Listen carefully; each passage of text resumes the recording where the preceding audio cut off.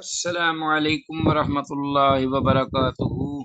وعلیکم السلام ورحمۃ اللہ مرحبا وبرکاتہ۔ مرحبا بعودتکم ایھا الطلاب الکرام وجزاکم اللہ خیر الجزاء فی العاجل والعاجل۔ رب زدنی علما، رب اشرح لی صدری ویسر لی امری واحلل عقدۃ من لسانی یفقهوا قولی۔ رب یسر ولا تعسر وتمم بالخیر۔ رب ساحل ویسر ولا توسر علینا یا میسر کل یسیر۔ عزیز طلبہ، اللہ کے فضل و کرم سے، اس کی توفیق سے مشکوٰۃ المصابیح کے سلسلہ دروس کا یہ آج ہمارے پاس 40واں سبق ہے، ایپیسوڈ نمبر 40۔ تو حدیث جو ہمارے زیر مطالعہ ہے وہ ہے 3233 سے 3244 تک۔ آتے ہیں بغیر کسی پرتکلف تمہید کے اصل سبق کی جانب۔ براہ راست کتاب سے حدیث کی نصوص پڑھتے دیکھتے ہیں کہ ہمارے پاس کون سی آج پہلی حدیث ہے۔ جیسا کہ آپ کو علم ہے، کتاب النکاح کے سلسلے میں جو حدیث کا سلسلہ تھا ان کا موضوع ایک اگر خاوند کی زیادہ بیویاں ہیں تو ان کے درمیان شرعاً یہ حکم ہے کہ باری تقسیم کی جائے اور باری باری ہر ایک کو ٹائم جو ہے وہ دیا جائے، مقررہ ٹائم، الا یہ کہ کوئی اپنی باری اپنی دوسری جو اپنا سوکن ہے اس کو ہبہ کر دے،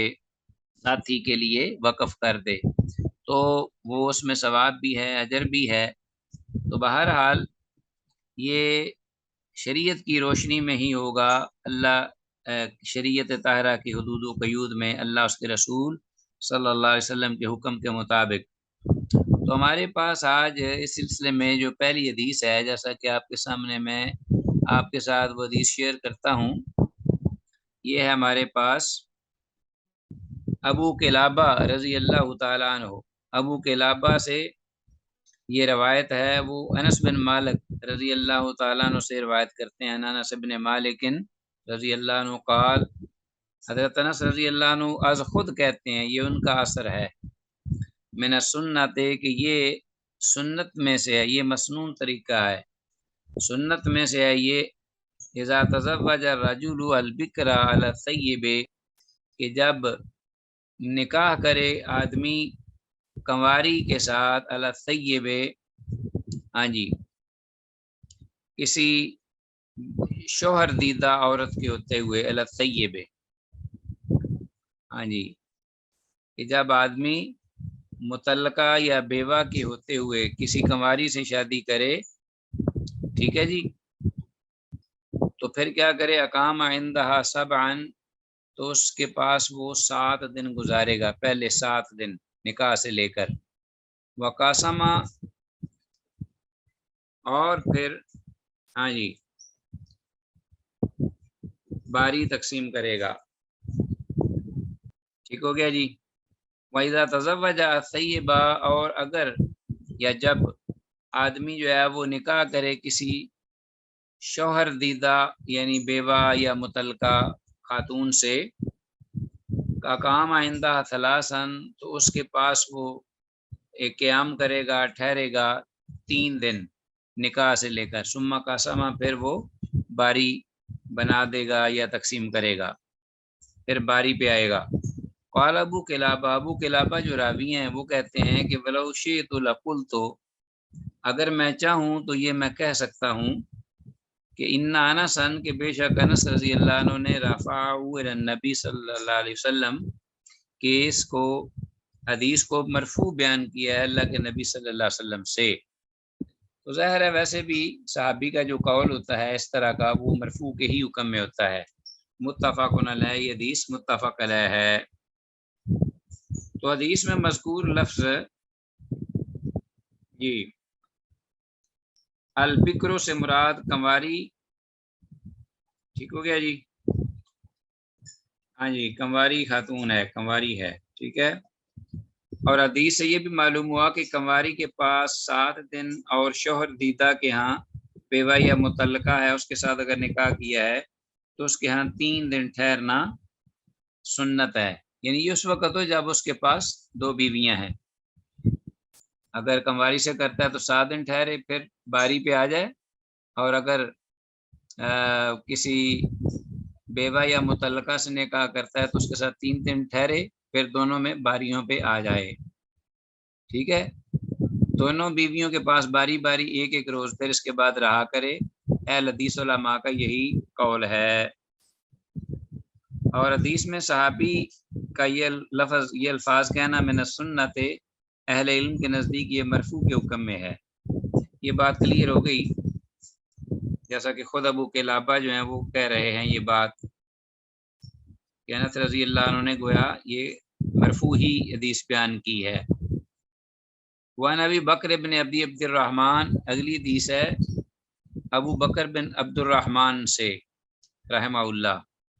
ان رسول اللہ صلی اللہ علیہ وسلم حین تزوجا، ابو بکر بن عبد الرحمن رضی اللہ عنہم سے یہ روایت ہے ان رسول اللہ صلی اللہ علیہ وسلم حین تزوج ام سلمہ، جس وقت اللہ کے رسول صلی اللہ علیہ وسلم نے نکاح کیا ام سلمہ رضی اللہ عنہ سے، واصبحت عندہ، اور ام سلمہ جو ہیں وہ آپ کے ہاں آ گئیں یعنی ٹھہر گئیں، قال لہا، تو رسول اللہ صلی اللہ علیہ وسلم نے انہیں یہ فرمایا، لیسا بیکی علی اہل کے ہوانن، لیسا بیکی علی اہل کے ہوانن، کہ نہیں ہے تیرے لیے تیرے اہل پر کوئی کیا کسی قسم کی کمی، ٹھیک ہے، تیرے بارے میں تیرے اہل پر کسی قسم کی کوئی کمی نہیں، عزت میں یا احترام میں وقار میں۔ اس کا معنی یہ ہوگا کہ کوئی ایسی بات نہیں ہے کہ تیرے ہاں کہ تیری میرے ہاں کوئی عزت نہیں ہے، لیسا بے کے علی اہل کے، لفظی ترجمہ یہ ہوگا کہ نہیں ہے تیرے لیے علی اہل کے، یعنی تیرے شوہر پر ہوانن کوئی کمی عزت و احترام میں وقار میں، ٹھیک ہے جی۔ تو گویا کہ میرے ہاں تیری کوئی کمی نہیں ہے تیری عزت و احترام میں وقار میں،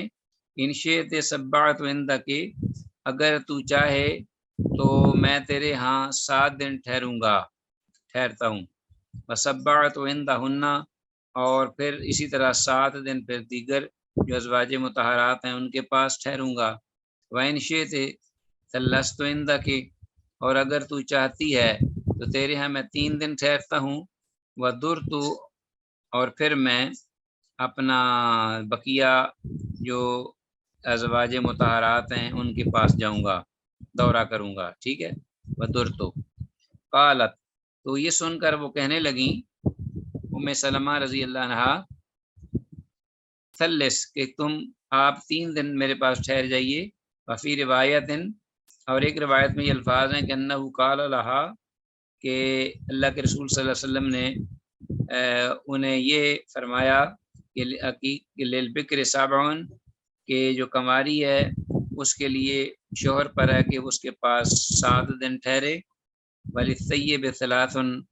اور بیوہ یا مطلقہ کے لیے 3 راتیں شوہر اس کے پاس ٹھہرے، تو یہ آپ نے فرمایا۔ رواه مسلم، اسے امام مسلم نے روایت کیا ہے۔ تو آپ کو علم ہے کہ ام سلمہ جو تھیں یہ ابو سلمہ اور ام سلمہ یہ دونوں تھے آپس میں، پہلے تو ابو سلمہ فوت ہو گئے اور ام سلمہ جو ہیں انہیں بہت صدمہ ہوا، آپ صلی اللہ علیہ وسلم نے ان کے ساتھ نکاح فرمایا، اور ان کے پیچھے کوئی بچے بھی تھے جو اللہ کے رسول صلی اللہ علیہ وسلم کی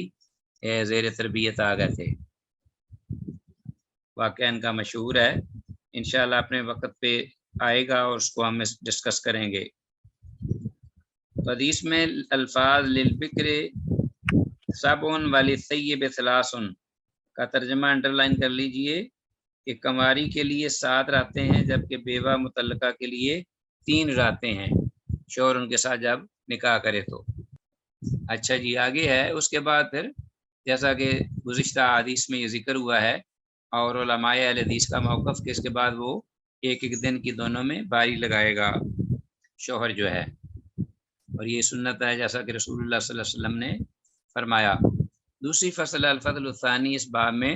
ان عائشہ رضی اللہ عنہ سے روایت ان النبی صلی اللہ علیہ وسلم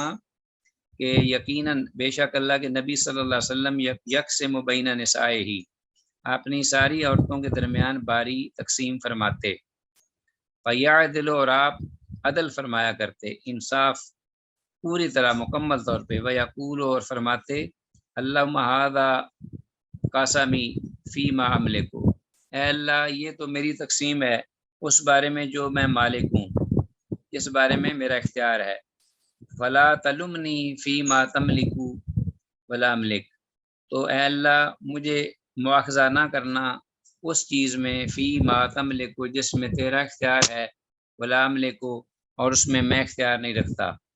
تو یہ دعا کرنے سے مقصود یہ تھا کہ طبعاً رسول اللہ صلی اللہ علیہ وسلم حضرت عائشہ رضی اللہ عنہا سے محبت کرتے تھے، تو آپ کو یہ ڈر ہوا کہ کہیں اس دلی محبت یا میلان، زیادہ میلان کی وجہ سے کہیں میرا مواخذہ نہ ہو کہ میں عدل نہ کر پاؤں۔ تو اللہ کے رسول صلی اللہ علیہ وسلم نے فرمایا کہ دل کا جو معاملہ ہے جس میں میرا اختیار نہیں ہے اللہ، وہ تیرے ہاتھ میں ہے، اس پر میرا مواخذہ نہ فرمانا۔ تو اس سے یہ بھی معلوم ہوا کہ اگر ایک سے زیادہ بیویاں ہوں تو اگر کوئی کسی کے دل میں کسی ان بیویوں میں سے زیادہ محبت ہو دل میں، تو وہ دل میں ہی رکھے، اس کو ظاہر ہونے سے، دوسری عورتوں کے سامنے ظاہر ہونے سے بچائے، اس لیے کہ دوسریوں کو دکھ ہوگا، لیکن اکیلے میں تنہائی میں وہ اپنی باری پر اس عورت سے اس محبت کا اظہار بھی کر سکتا ہے، اور کوشش یہ کرے کہ یہ تو دل کا معاملہ ہے جس میں اس کا اختیار نہیں، جن چیزوں میں اس کا اختیار ہے مثلا نان، نفقہ، خرچ، اخراجات، باری پیانا، اس کا ہاتھ بٹانا، اس کے ساتھ اچھے کلمات، اچھا انداز، اچھا برتاؤ، اس میں بالکل کمی نہیں ہونی چاہیے جس میں اس کا اختیار ہے۔ رواه ترمذی و ابو داود و النسائی و ابن ماجہ و الدارمی، یہ سارے محدثین انہوں نے اس روایت کو ذکر کیا ہے اپنی اپنی کتب سنت میں، سنہ میں۔ ہاں جی، 3235 حدیث کی سند صحیح ہے، اور حدیث میں الفاظ فلا تلمنی فی ما تملک ولا املک کا ترجمہ ہے کہ آپ مجھے اے اللہ اس چیز یعنی دلی محبت کے بارے میں ملامت نہ کرنا جس کا تجھے تو کلی اختیار ہے اور مجھے اختیار نہیں۔ آگے بات کی کلیئر ہے؟ سن رہے ہو؟ لگتا ہے جیسے آن کر کے نا سب ادھر ادھر پھر رہے ہوتے ہیں، اللہ ماشاء اللہ۔ نہیں چلے میں تو آپ سے ایک سوال بھی کرنے لگی تھی اس کے بارے میں۔ ہاں جی، وہ میں نے یہ پوچھنا تھا کہ جیسے لوگ خفیہ شادی کر لیتے ہیں اور اس کو حقوق نہیں دیتے پورے، تو یا پھر نیت ہی ان کی یہ ہوتی ہے کہ میں چھپا کے رکھوں، تو کیا اسلام میں یہ جائز ہے؟ نہیں بیٹا، بات ذرا اس کو ذرا ریپیٹ کیجئے، میں ذرا آواز اونچی ہے، آواز کم ہے۔ جو خفیہ طور پہ جو نکاح کر کے رکھتے ہیں جو لوگ اور اس کو پورے حقوق بھی نہیں دیتے، تو آیا اس طرح کی شادی کرنا اور رکھنا جائز ہے؟ یہ جو شادی ہے ایسی سمجھے، ذرا اس کو ایکسپلین کیجئے گا، مجھے نہیں پتا اس کا۔ اللہ اکبر، خفیہ طور پہ نا، خفیہ خفیہ طور پہ کر لیتے ہیں نا، خفیہ ایک تو شادیاں گھر میں ہے، بیوی بچے ہیں جی، اور ایک خفیہ طور پہ رکھنی، چھوٹا سا حرام گھر لے کاری ہے، لیا۔ حرام کاری، یہ خفیہ حرام کاری ہے۔ کم از کم 2 گواہ ہوں اور ولی ہو،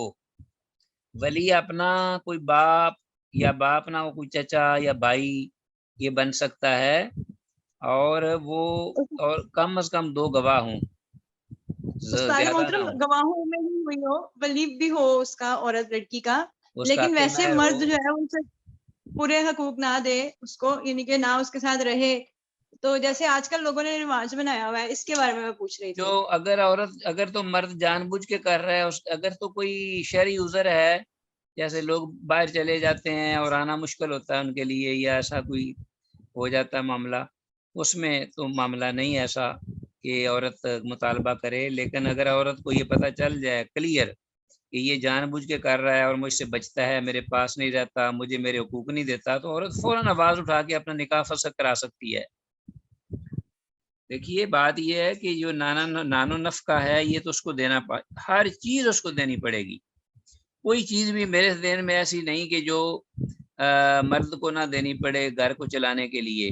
وہ ذمہ داری عورت پر ہو، سوائے اس کے کہ عورت پر یہ ہے کہ وہ معروف طریقے سے اس کی اطاعت کرے، فرما برداری کرے، اس کے گھر کی رکھوالی کرے، اس کی امانت کی حفاظت کرے، بس ہر چیز جو ہے وہ مرد کے پر ذمہ ہے۔ اچھا، یا پھر یہ ہے کہ میاں بیوی دونوں جو ہیں وہ آپس میں طے کر لیں اور لکھ لیں اور مفاہمت کر لیں اور اس کے مطابق پھر چلیں، یہ بھی ٹھیک ہے، جائز ہے اگر دونوں جو ہیں آپس میں کر لیتے ہیں ایک دوسرے کے ساتھ مفاہمت، تو یک طرفہ ٹریفک اور دباؤ نہیں چلے گا، اللہ کی طرف سے دونوں کے حقوق بالکل کلیئر ہیں۔ ہاں جی، آگے آتے ہیں نیکسٹ حدیث کی جانب۔ ابو ہریرہ رضی اللہ عنہ سے روایت ہے، نبی صلی اللہ علیہ وسلم، و اللہ کے نبی صلی اللہ علیہ وسلم سے مرفوع بیان کرتے ہیں، قال، آپ نے فرمایا، اذا کانت عند الرجل امرأتان، اگر آدمی کے پاس دو بیویاں ہوں، فلم یعدل بینہما، اور وہ ان دونوں کے درمیان عدل نہ کرے، انصاف سے کام نہ لے جس میں اس کو اختیار ہے، تو جاء یوم القیامت، وہ آدمی آئے گا قیامت کے دن، وشقہ ساقطن، کہ اس کا ایک پہلو جو ہے، ہاف پہلو جو ہے اس کا ایک حصہ جسم کا،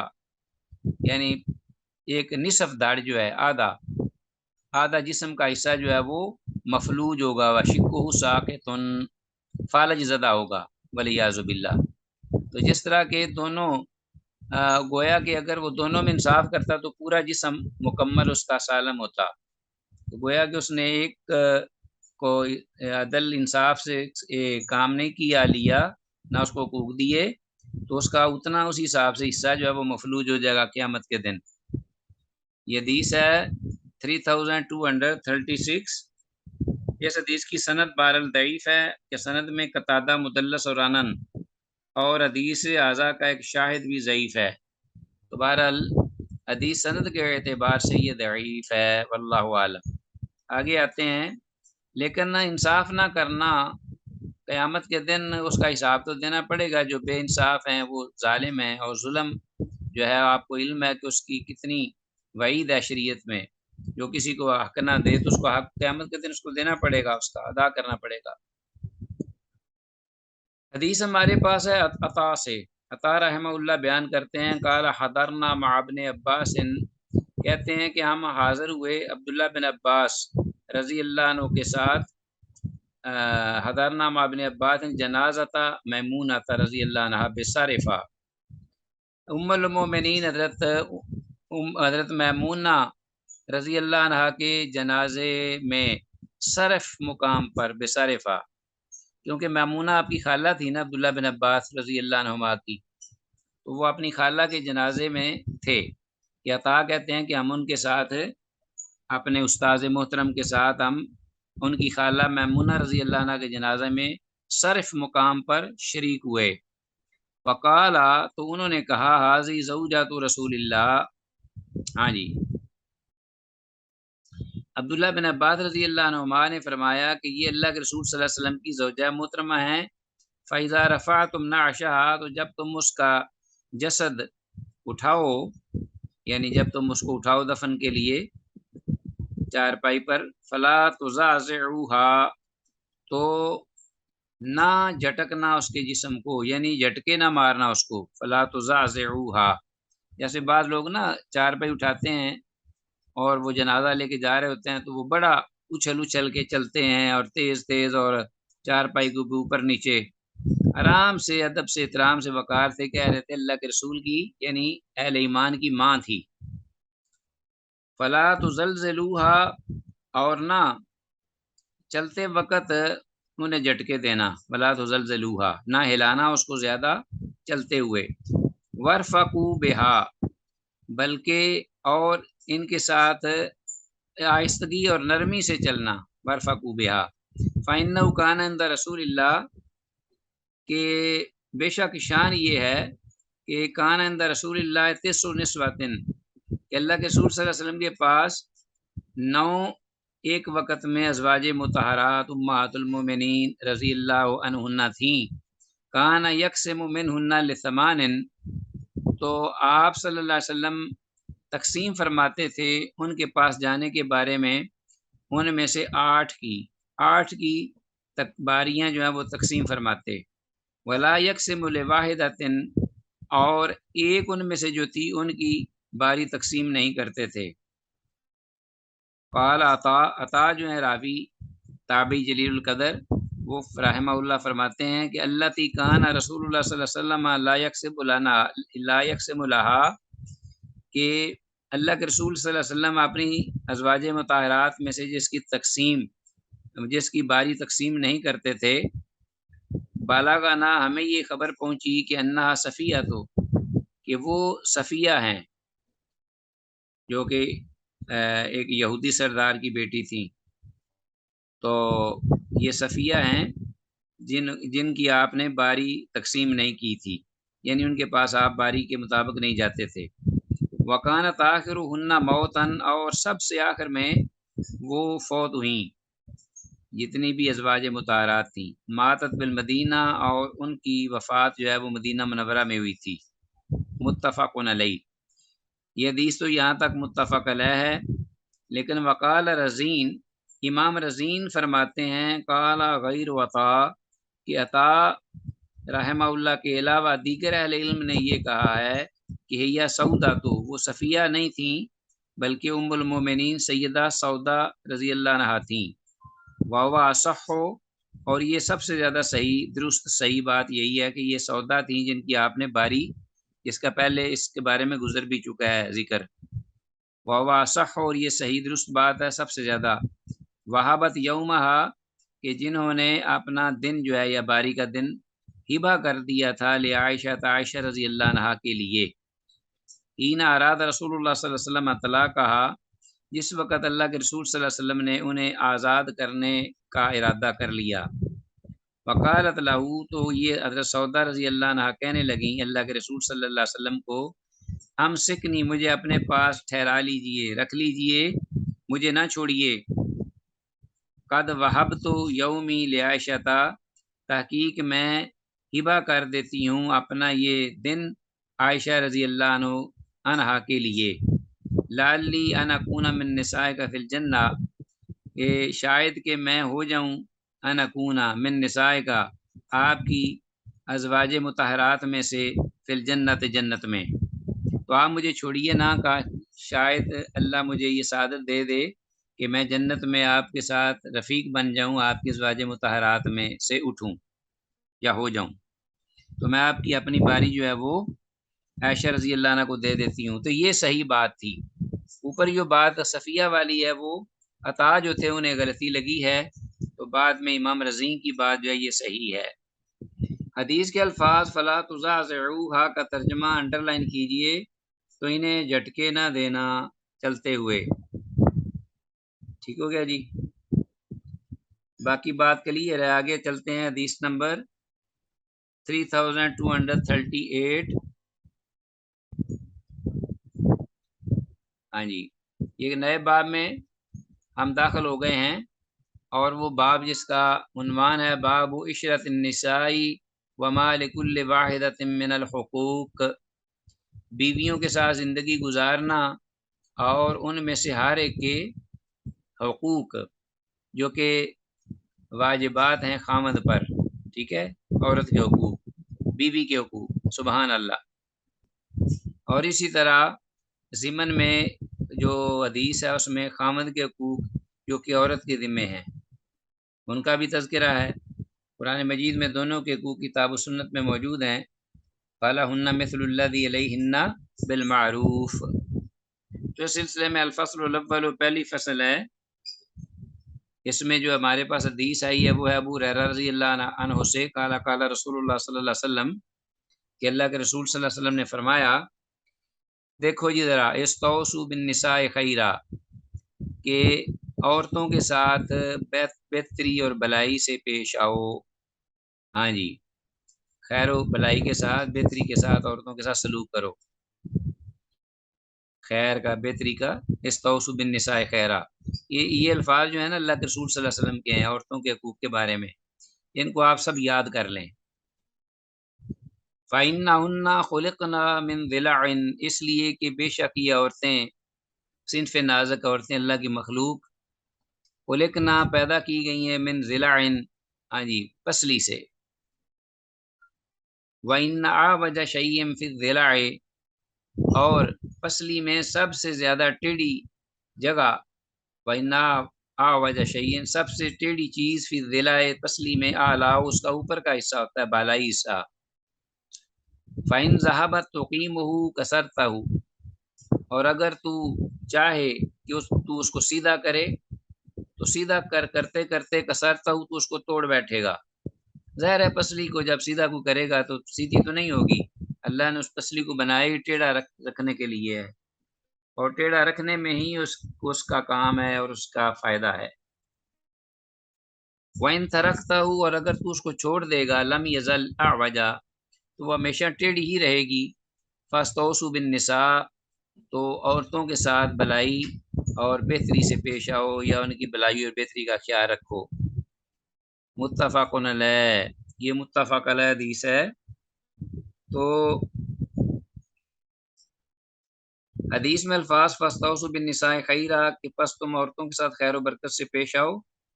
یہ انڈر لائن کیجئے اور اگلی حدیث کی طرف آئیے جو کہ ابو ہریرہ رضی اللہ عنہ سے ہی مروی ہے. قال قال رسول اللہ صلی اللہ علیہ وسلم، اللہ کے رسول صلی اللہ علیہ وسلم نے فرمایا ان المرأة خلقت من ضلع، بے شک جو عورت ہے وہ پیدا کی گئی ہے پسلی سے. ہاں جی. لن تستقیم لک علی طریقۃ، لن تستقیم نہیں رہے گی وہ مستقیم یعنی ثابت قدم سیدھی، لکا تیرے لیے، علی طریقۃ ایک ہی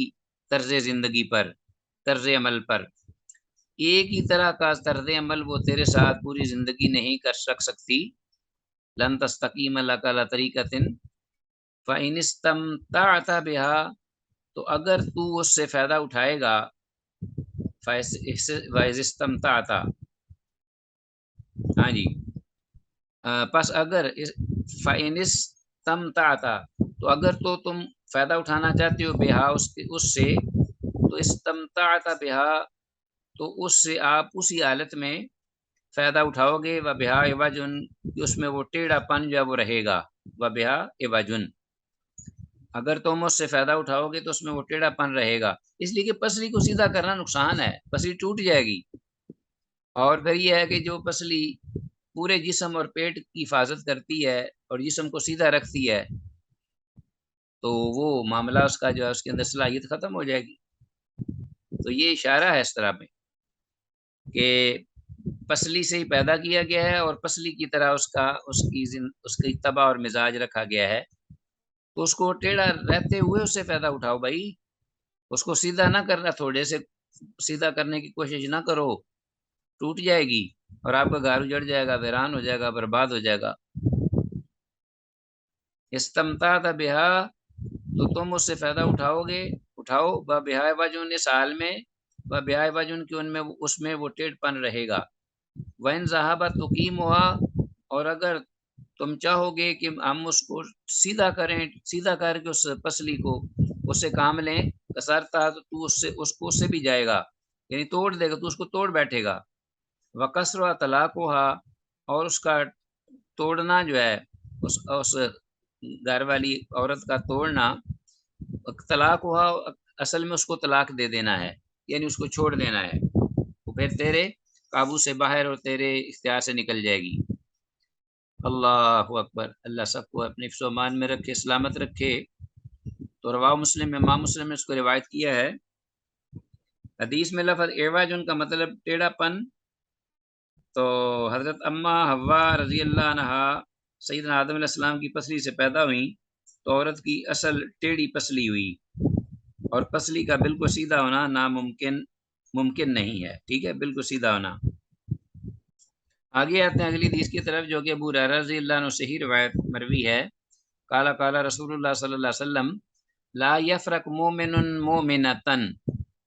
ہاں جی، لا یفرق نہ بغض رکھے، نفرت رکھے، اناد رکھے، مومن کوئی، مومن مراد شوہر ہے، شوہر مومن، مومنتن اپنی مومنہ بیوی سے،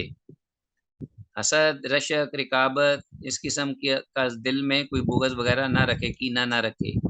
ان کارہ منہا خلقا راضی منہا آخر، ان اگر کاریا وہ ناپسند جانے منہا اس سے خلوقاً کوئی جسمانی کوئی عادت، اس سے اس کو کوئی ناپسند لگے، اس کو کوئی خلوقاً یعنی عادت جسمانی نہیں، اس سے مراد ہے کوئی عادت اس کو اس کی ناپسند لگے شوہر کو خلوقاً، راضیہ منہا آخر، تو وہ اس سے کسی دوسری عادت کے بارے میں خوش ہو جائے گا. یعنی اگر ایک عادت عورت کی ناپسند ہے اسے تو دوسری کوئی پسند بھی ہوگی. کوئی کلی طور پر نہ غلط ہوتا ہے اور نہ کلی طور پر کوئی صحیح ہوتا ہے. اور اس طرح مردوں کا بھی معاملہ ہے، مردوں کے اندر بھی عیوب اور نقائص ہوتے ہیں جو عورتیں بیچاری ان کے ساتھ کمپرومائز کرتی ہیں اور ان کو برداشت کرتی ہیں، اس لیے کہ جہاں کمیاں ہوتی ہیں وہاں فوائد بھی ہوتے ہیں اور وہاں کوالٹیز بھی ہوتی ہیں. وہ اللہ نے یہ سلسلہ رکھا ہوا ہے. ایک جنت ہے جس میں عورت ہو یا مرد کسی قسم کا کوئی نقص عیب نہیں ہوگا. دنیا میں تو یہ صورتحال ہے. اچھا جی، حدیث میں الفاظ لا یفرق مومن مومنتن کا ترجمہ ہے کوئی مومن شوہر کسی مومنہ بیوی سے بغض نہ رکھے. اس کو انڈر لائن کیجیے اور آگے چلیں. حدیث 3241 انو ابو ہریرہ رضی اللہ عنہ سے روایت ہے قال قال رسول اللہ صلی اللہ علیہ وسلم، وہ کہتے ہیں کہ اللہ کے رسول صلی اللہ علیہ وسلم نے فرمایا لولا بنی اسرائیل، اگر بنی اسرائیل نہ ہوتے تو لم یخنز اللحم، تو نہ خراب ہوتا گوشت، لم یخنز اللحم، ولولا حوا، اور اگر حوا نہ ہوتی، حوا حضرت حوا جو ہماری ماں ہے سب کی اولاد آدم، ان کی حوا ماں ہیں، لم تخن انسا، تو زوجہا الدہرا، تو اگر حوا نہ ہوتی آپ نے فرمایا تو نہ خیانت کرتی کوئی بھی عورت اپنے خامد کے بارے میں کبھی بھی، الدہرا کبھی بھی خیانت نہ کرتی. تو یہ ایک فطری اللہ نے معاملہ جو ہے وہ ذکر فرمایا رسول اللہ صلی اللہ علیہ وسلم نے، جو اللہ نے رکھا ہے. حدیث میں الفاظ لم یخنز اللحم کا ترجمہ ہے کہ گوشت خراب نہ ہوا نہ سڑا. انڈر لائن کیجئے لم یخنز اللحم. حدیث سے معلوم ہوا کہ گوشت باسی رکھنے کی رسم بنی اسرائیل سے نکلی. یہ بھی معلوم ہوا کہ عورتوں میں خیانت کی عادت پہل حضرت حوا رضی علیہ السلام سے شروع ہوئی. مطلب یہ کہ سیدنا آدم علیہ السلام کو شیطان کے ورگلانے سے اماں حوا نے ہی دانہ کھلایا. واللہ عالم. تو بہرحال یہ بات جو ہے یہ قرآن مجید میں تو ذکر ہوتا ہے کہ دونوں اس میں ملوث تھے. تو ہو سکتا ہے کہ کچھ رول جو ہے زیادہ تر حضرت حوا کا ہو، لیکن جہاں تک بہکانے کا معاملہ ہے اور نافرمانی کا، تو وہ بلکہ آدم علیہ السلام کے بارے میں ذکر زیادہ آتا ہے. وَعَصَىٰ آدَمُ رَبَّهُ فَغَوَىٰ، کہ آدم علیہ السلام نے اپنے رب کی نافرمانی کی تو بہک گئے. اچھا جی،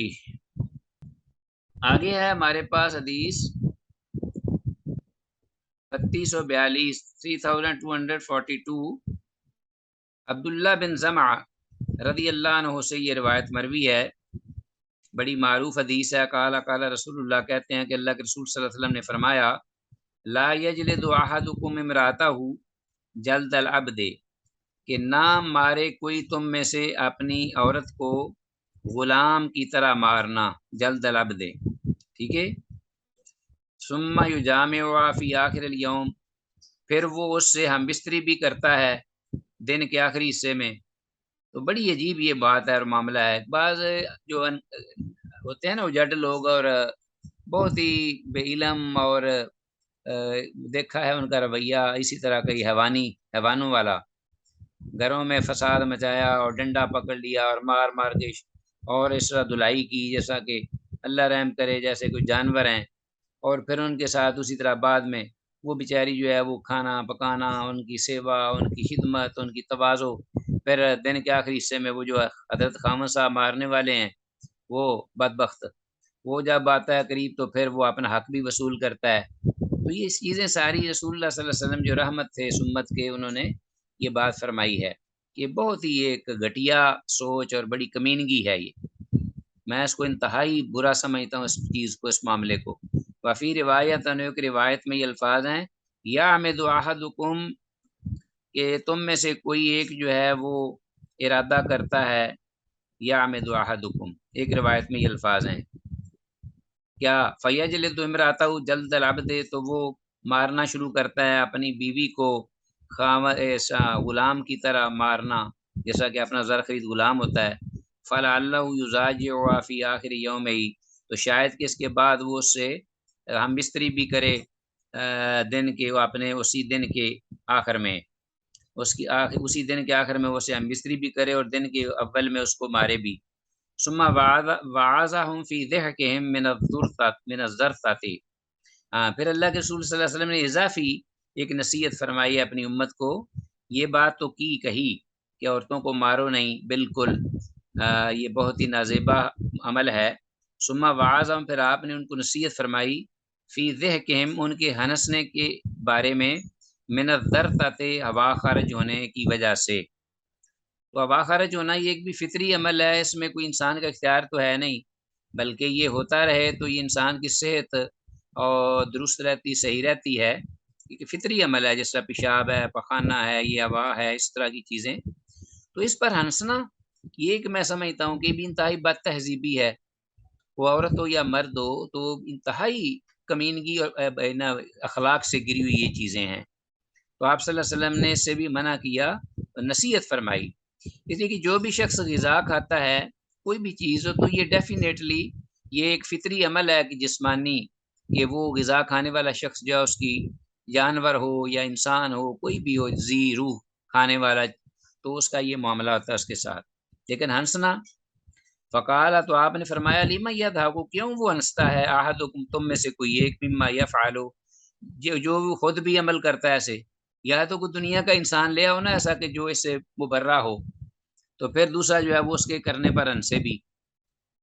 تو اگر یہ معاملہ ہے لگا ہوا، بلکہ بعض دفعہ تو یہ جب آدمی بالکل بند ہو جاتا ہے نا، ایک مرض ہوتا ہے پیٹ کا، اللہ رحم کرے، جانوروں میں بھی ہوتا ہے افراح، تو وہ تو بیچارے پھر چھریوں سے پیٹ پھاڑ کے وہ ہوا نکالتے ہیں۔ تو یہ ہوا کا نکلنا جو ہے یہ اپنے ٹائم پہ وقت پہ یہ انسان کی بہتری کے لیے ہے، جس طرح منہ سے ڈکار مارتا ہے، چھینک مارتا لیتا ہے، یہ ساری چیزیں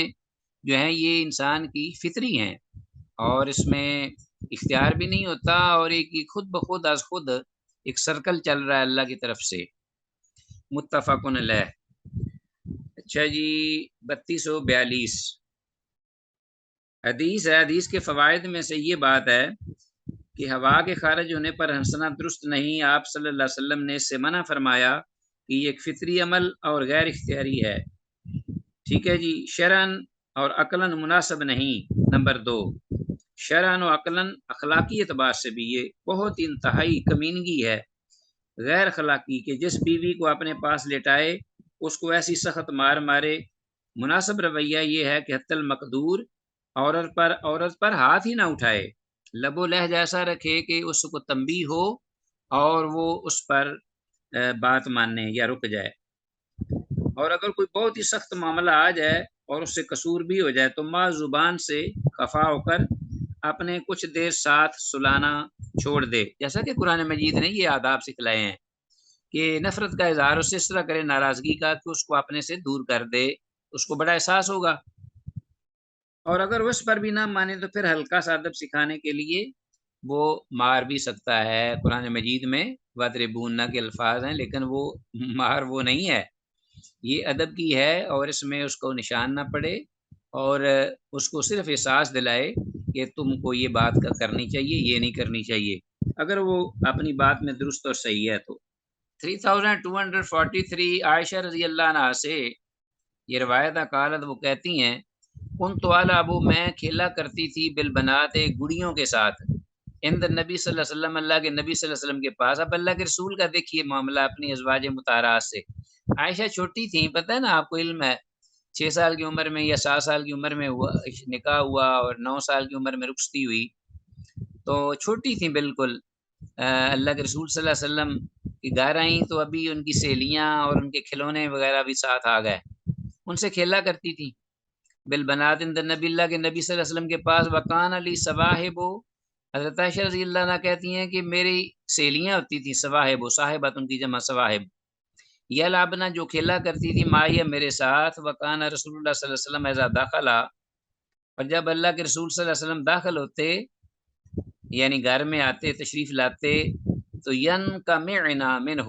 تو وہ آپ سے چھپ جاتی ادھر ادھر ہو جاتی، ینکمعنا، تو فیسر بہن الیہ فیسربہن الیہ، جب وہ چھپ جاتی تو فیسربہن الیہ، تو اللہ کے نبی صلی اللہ علیہ وسلم ان کو ڈھونڈ کر میری طرف بھیج دیتے، انہیں ڈھونڈتے باقاعدہ کہاں گئی فلاں، کہاں گئی، کہاں چھپی ہوئی ہے، اس کے ان کے پیچھے جاتے، انہیں اکٹھا کرتے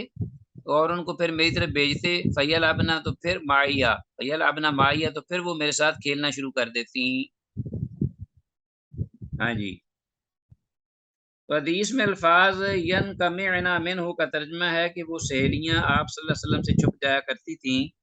اس کو ترجمہ کر لی، اس کا انڈر لائن کیجئے، آپ صلی اللہ علیہ وسلم کا خلق عظیم کے بچوں پر شفقت و رحمت فرماتے اور کھیل کود سے انہیں منع نہیں فرماتے تھے، جو کھیل کود جائز ہوتی تھی، اور گڑیوں میں جو گڑیاں رکھی ہوئی تھیں انہوں نے اپنی گڑیاں، وہ پوری شکل کی بھی نہیں ہوتی تھیں، کھلونے جیسا ہمارے ہاں ہوتے ہیں، اسی لیے انہیں تصویر کا حکم نہیں دیا گیا۔ ہمارے ہاں بعض دفعہ بالکل بت کی طرح بنا کر لے جاتے ہیں، یہ ٹھیک نہیں ہے،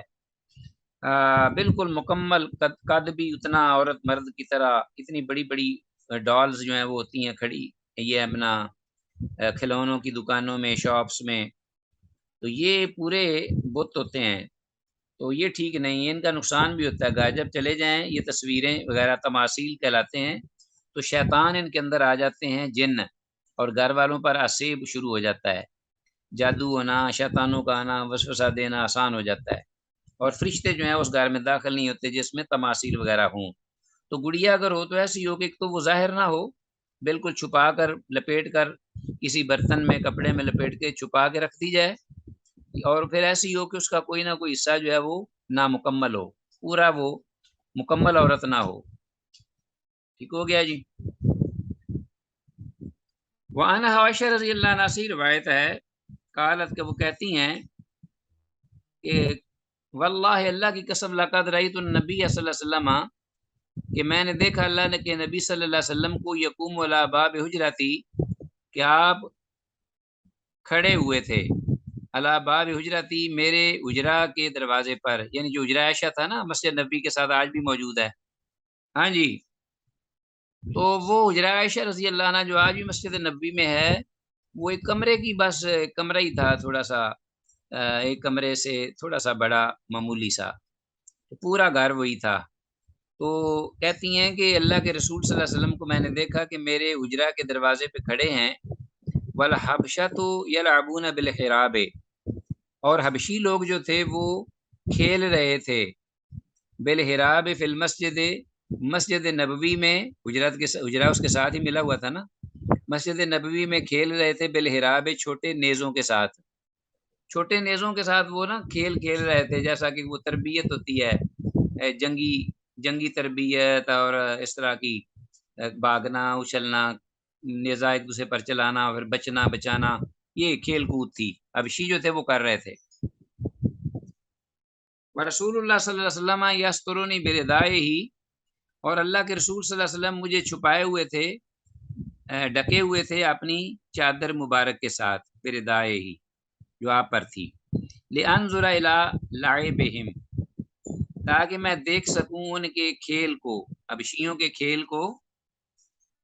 لانظر الی لعبہم، تاکہ میں دیکھ سکوں حبشیوں کے کھیل کو، بین اذنہ وآتقہ، آپ صلی اللہ علیہ وسلم کے کانوں اور آپ کے کان اور آپ کے جو کندھا ہے اس کے درمیان، ٹھیک ہے، آپ کا کندھا یا گردن کے بیچ سے، سمجھ آئی نا بات کی، یعنی میں نے انہوں نے اپنا منہ رکھ لیا ہوگا نا رسول اللہ صلی اللہ علیہ وسلم کے چہرے پر، نا کندھے پر، اور گردن اور کندھے کے درمیان انہوں نے اپنا آنکھیں جو ہیں وہ گاڑ دی ہوں گی ان لوگوں کی طرف، تو آپ صلی اللہ علیہ وسلم نے اپنی چادر ان کے اوپر کر دی ہوگی، تو اس طریقے سے وہ اپنے حجرے میں کھڑے کھڑے مسجد نبوی کے کونے میں جو کھیل کھیلا جا رہا تھا اس کو دیکھنے لگے۔ ثم یقوم من اجلی، پھر آپ صلی اللہ علیہ وسلم کھڑے رہے میری خاطر. عائشہ رضی اللہ عنہ یہ بیان اصل میں بتا رہی ہیں، کہنا یہ چاہتی ہیں کہ آپ کھڑے رہے ثم یقوم من اجلی، میری خاطر، حتی اکونا، یہاں تک کہ میں تھی، انا، میں ہی، اللہ تھی وہ، انصرف ہو، کہ جو پیچھے ہٹی، یہاں تک کہ میں پیچھے ہٹی آپ نہیں ہٹے، آپ میری خاطر کھڑے رہے. فَقْدُرُوا قَدْرَ الْجَارِيَةِ الْحَدِيثَةِ السِّنِّ الْحَرِيصَةِ عَلَى اللَّهْوِ، تو تم ذرا اندازہ کر لو، فَقْدُرُوا قَدْرَ الْجَارِيَةِ الْحَدِيثَةِ السِّنِّ، کہ ایک نو عمر لڑکی جو ہے وہ کس قدر کھڑی ہو سکتی ہے، کس قدر حریص ہو سکتی ہے ایک کھیل کو دیکھنے پر، یا کتنا وقت کھڑی رہ سکتی ہے. تو حضرت عائشہ رضی اللہ عنہ نے بتایا نہیں کہ کتنا عرصہ کھڑی رہیں، لیکن یہ بات کہہ دی کہ اب تم خود ہی اندازہ لگا لو کہ اللہ کے رسول صلی اللہ علیہ وسلم میرے لیے کھڑے رہے اور میں دیکھتی رہی. فَقْدُرُوا قَدْرَ الْجَارِيَةِ الْحَدِيثَةِ السِّنِّ، تم خود ہی اندازہ لگا لو کہ ایک ایسی لڑکی، نو عمر لڑکی کے بارے میں حریص آتے کہ کتنی وہ چاہت رکھتی ہے اللہ و ایسے کھیل پر، کتنا عرصہ کھڑی رہ سکتی ہے. متفق علیہ، یہ متفق علیہ حدیث ہے، بالکل صحیح ہے. تو اس سے فوائد یہ حاصل ہوتے ہیں. ایک تو الحراب، اس کو انڈر لائن کیجیے، اس سے مراد ہے چھوٹے نیزے. اور آپ صلی اللہ علیہ وسلم کی اپنی ازواج مطہرات کے ساتھ کمال محبت، کمال شفقت اور ہمدردی اور انس کا ایک یہ اظہار ہے کہ جب تک سیدہ عائشہ رضی اللہ عنہ اپنی جگہ سے نہیں لیں، آپ صلی اللہ علیہ وسلم ان کی دلجوئی کے لیے وہاں سے نہیں ہٹے. عورت کو اجنبی مردوں کی جانب دیکھنا درست ہے، بشرطے کہ فتنہ کا خوف نہ ہو. اس سے یہ بھی معلوم ہوا کہ عورت ایک باپردہ غیر محرم مردوں کو دیکھ سکتی ہے اس وقت ضرورت کے تحت، جب وہی ضرورت ہو اور فتنہ کا بھی خدشہ نہ ہو. ھذا ما عندی واللہ اعلم وأعلم بالصواب، وإن شاء الله وإلى اللقاء، والسلام علیکم ورحمۃ اللہ وبرکاتہ.